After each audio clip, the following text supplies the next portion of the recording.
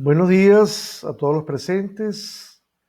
Es un placer estar aquí hoy con ustedes para explorar un tema crucial en el panorama actual de la gestión. Mi nombre es Francisco Tovar y los invito a sumergirnos en la gerencia postconvencional, entendiendo su profunda conexión con los principios de la gerencia jerárquica autotélica. Todo ello en el contexto transformador de la inteligencia artificial. Espero que disfruten de esta exploración tanto como yo. Para el despliegue de las tres categorías que vamos a socializar hoy, gerencia heterárquica, gerencia autotélica y la holoafectividad, buscamos un piso epistémico. Bueno, Piaget nos plantea en un primer momento, en su teoría del desarrollo cognitivo y moral, unas etapas. Su idea es que las personas construyen activamente sus conocimientos y sus juicios morales son claves. ¿Cómo entonces la capacidad de una organización, y no sus líderes, de pensar más allá de las normas establecidas, que es lo convencional? Él habla de unas etapas del desarrollo moral piagetano, donde considera principios universales.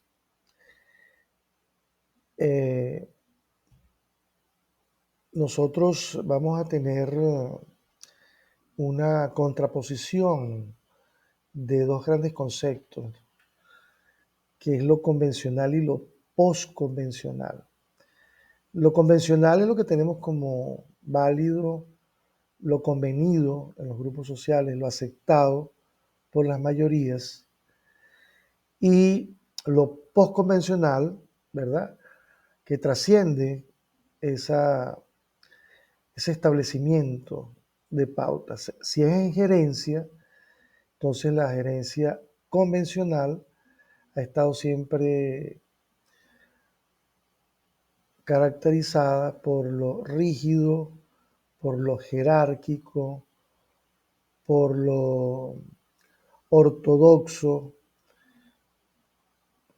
con las connotaciones que supone autoritarismo, no escuchar a los pares, imposición de criterios, eso que tiene que ver con lo convencional. Hay un autor Colbert, que también como Piaget, propone unas etapas para el desarrollo moral, porque al final la concepción de nuestros valores va a determinar pues lo que es el razonamiento para las decisiones morales y en este caso de una sociedad, y en este caso gerenciales.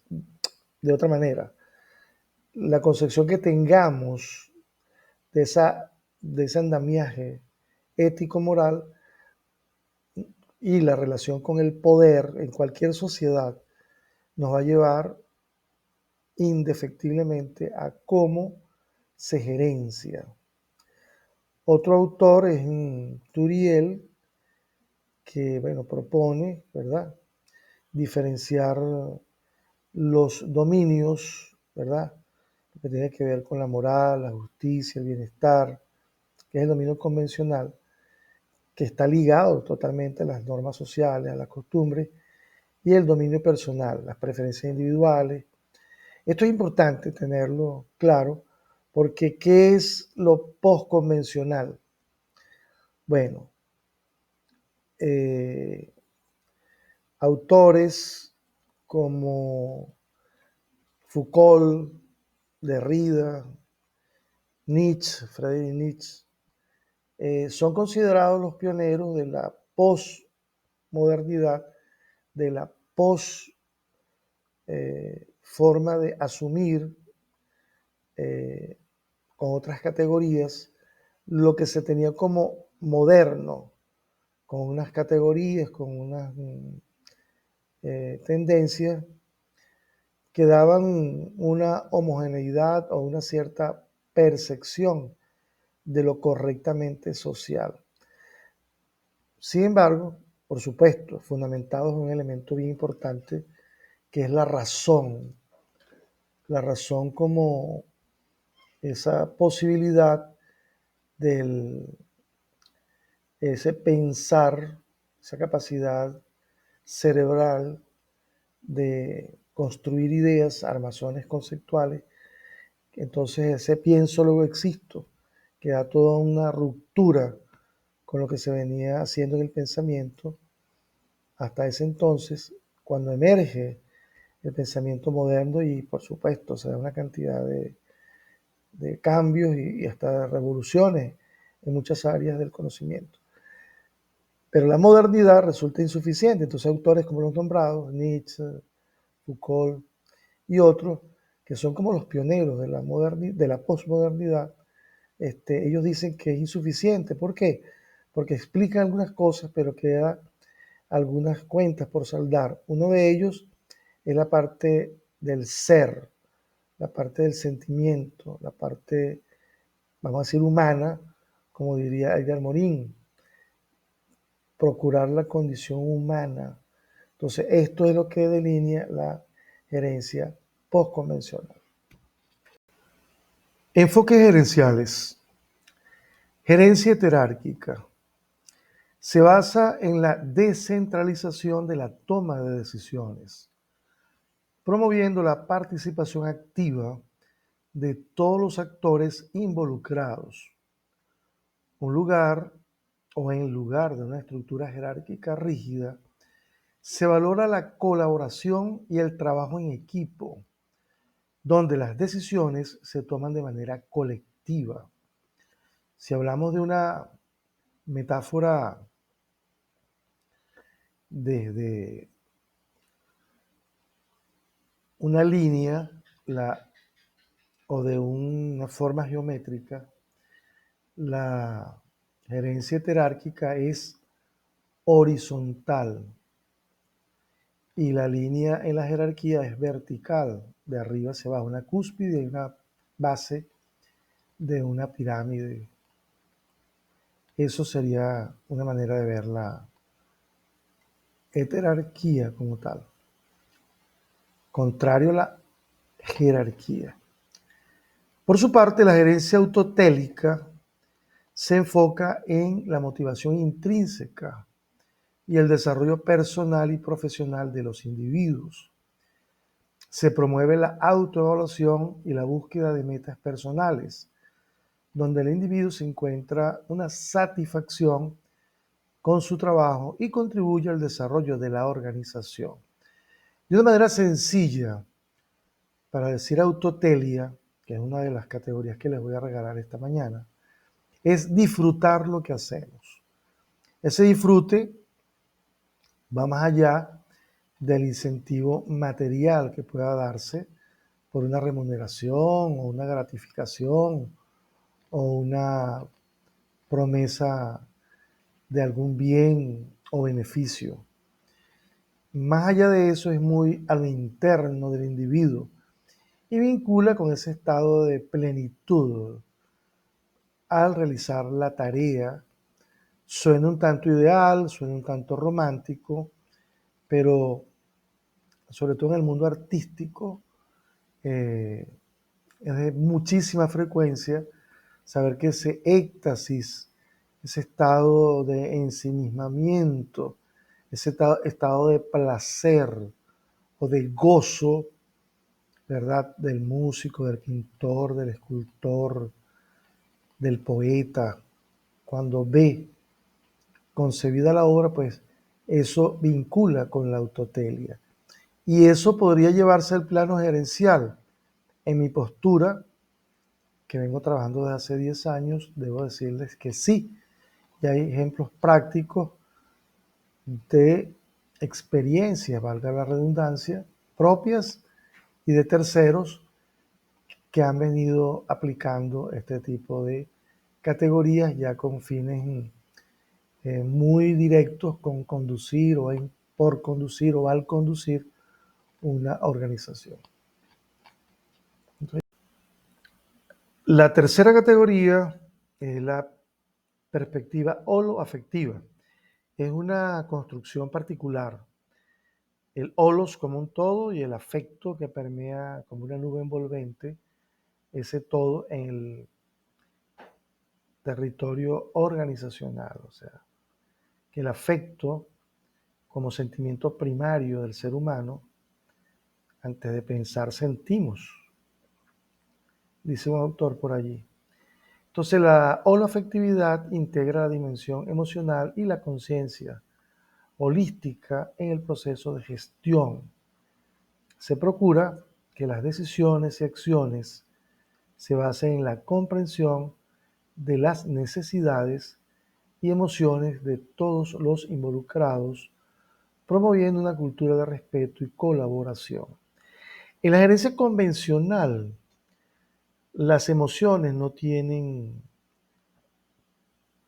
entrada, no son admisibles. Cuando hay un conflicto, lo primero que te dicen es, tienes que ser objetivo. Cuando dice que eres objetivo, es que piensas en la verdad, está en el objeto y no en el sujeto. Entonces alguien decía, yo no puedo ser objetivo, yo soy subjetivo, porque soy un sujeto.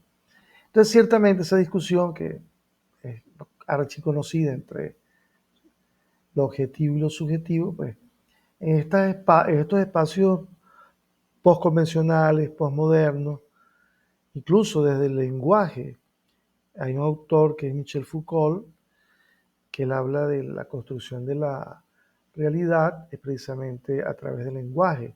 Se construye realidad al lenguajear, se lo llevamos como verbo, como acción. Entonces la suma de las subjetividades es lo que precisamente hace posible la verdad.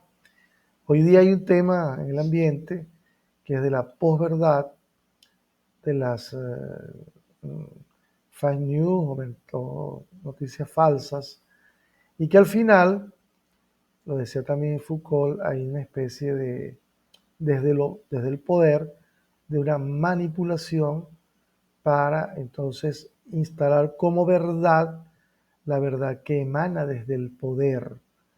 Y eso, hay sociedades con variantes, unas con mayor énfasis y otras con menor énfasis, pero todas desde el poder procuran entonces hacer una construcción de su propia verdad.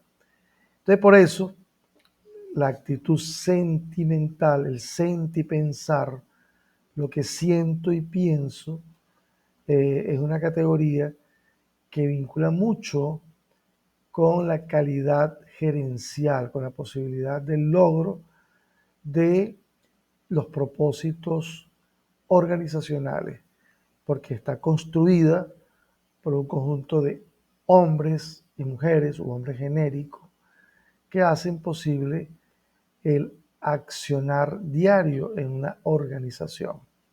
Por supuesto, aquí vamos con la inteligencia artificial. Si eso es así, entonces hay territorios donde lo humano está quedando a un lado y la inteligencia artificial está tomando preeminencia. Lo ético, lo socialmente correcto, lo axiológico, entra entonces en ese escenario donde la inteligencia artificial, producto de los algoritmos, no va a considerar esos atributos y muy por el contrario, pues va a ser una construcción desde el dato, desde lo objetivo del dato tenido como cierto. Entonces esa discusión está en pleno desarrollo en este momento. Somos testigos de excepción de lo que es la irrupción de la inteligencia artificial. Aquí la abordamos del plano más filosófico, ético, más que herramental. Aquí más que respuestas, tenemos preguntas. ¿Cómo se utiliza la inteligencia artificial en la gerencia? Bueno, eh, estamos en tiempos de big data, de grandes volúmenes de información. Entonces, precisamente en la gerencia, hoy es más expedito, usted le consulta a Géminis, por ejemplo, eh, bueno, de lo más sencillo hasta lo más complejo, y este apoyo de inteligencia artificial, perdón, va a darle respuesta que es la sumatoria de toda esa cantidad de contenido de ese atributo. Entonces, es ilimitado, pues la inteligencia artificial permite analizar grandes volúmenes de datos para generar predicciones precisas sobre comportamientos de consumidores, tendencias del mercado y riesgos. Si una empresa de bienes, una empresa de servicios, con esa, alimentando, pues, emitiendo información, vamos a decirlo, atributos, eh, categorías, bueno, con eso construye la inteligencia artificial escenarios que para el gerente son una herramienta fundamental, porque va a permitir precisamente, si un mercado está contraído, si hay una tendencia al alza o a la baja de la moneda de ese país, bueno, los gerentes que diseñan políticas públicas van a tener ocasión, pues, con esa base eh, científica de altísimo nivel, por ahora no está masificada, no está usada por contingentes importantes de personas, llegó para quedarse la inteligencia artificial. Hay toda una discusión sobre sus aspectos positivos o negativos. Me gustaría que ustedes vayan pensando, ya estamos cerrando esta presentación que es por esta vía. Luego voy a hacer una conversación con ustedes y algunos tics para darle, este era un poco para darle la formalidad a los conceptos. Esto va a quedar en mi canal de YouTube, ¿verdad? Arroba Francisco Tobar 8390. Allí pueden tenerlo y pueden opinar también. Es público el video. Entonces, bueno, vamos a ir cerrando para ir escuchando. Vamos a tener un pensamiento por acá y haremos los comentarios de unos ensayos de dos participantes del postdoctorado que atiendo en la Universidad Nacional Experimental del Yaracuy. Y bueno, hay unas producciones muy, muy densas, de buen nivel, y yo seleccioné dos o tres trabajos por allí y voy a leer unos párrafos, o voy a permitirle a ustedes, a solicitarle a ustedes, colaboren en la lectura de dos o tres párrafos, para que lo hagamos horizontal y heterárquico, no solamente en este caso el invitado que soy yo, y ustedes puedan también participar para hacer un ejercicio de jerarquía. Hay un ingeniero, Larry Page, que dice lo siguiente para cerrar esta breve presentación. Los ingenieros llamamos a esto inteligencia artificial. No es una de las cosas más fáciles de hacer, pero estamos cada vez más cerca de conseguirlo. Me gustaría oírles a ustedes, pues, sus opiniones sobre lo conversado hasta ahorita y abrir esos espacios de interacción, de contrastes de la tesis y la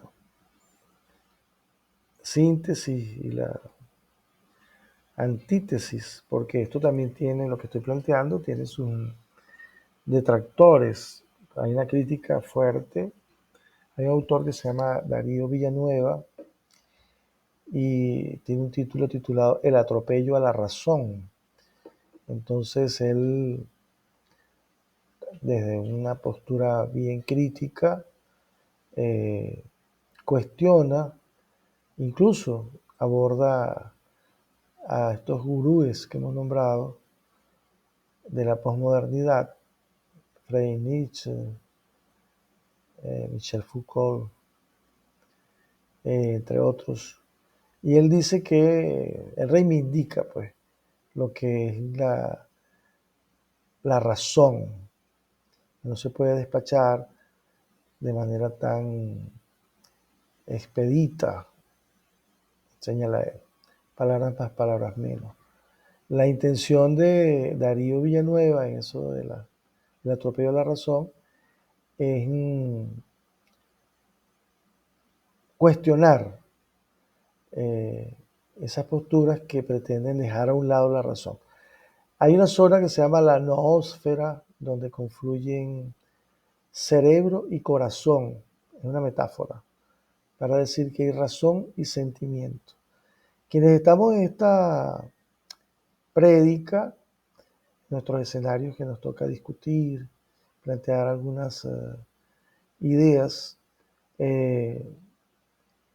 hay, por supuesto, seguidores y detractores, pero son más los primeros, porque ciertamente el hombre se dejó a un lado en esa cosificación que significó el positivismo, que implicó pues esa postura del mundo cuantitativo, y entonces el mundo fenomenológico, cualitativo, queda a un lado. Ahí es donde entonces todo lo que tiene que ver con el ser humano,